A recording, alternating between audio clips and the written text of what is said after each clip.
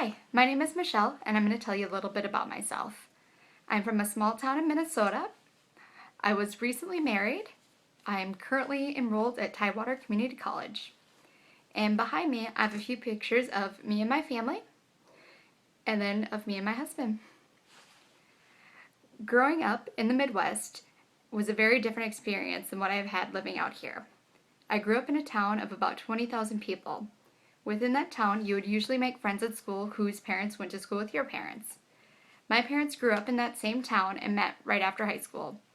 They got married and had 3 kids, my sister, me, and then my little brother. They had named both me and my brother after my dad. It would get confusing at times in that house with 2 Michaels and a Michelle.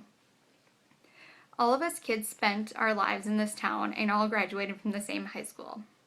It wasn't until my 22nd birthday, till after I turned 22, that I finally found my way out of that small town and ventured off to upstate New York.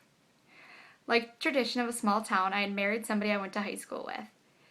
We were friends all throughout high school, but didn't date until 4 years after graduation. He was moving to New York and gave me the opportunity to go with him. It was a culture shock to go from a small town to a town of almost 100,000 people. Just the amount of stores and restaurants blew me away, along with having to deal with traffic. My husband and I got married while he was stationed there. Shortly after that, he received orders to the Hampton Roads area.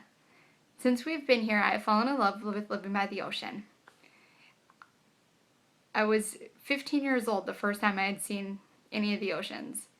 It's still very unbelievable to me that any day that I want, I can drive and go see the ocean.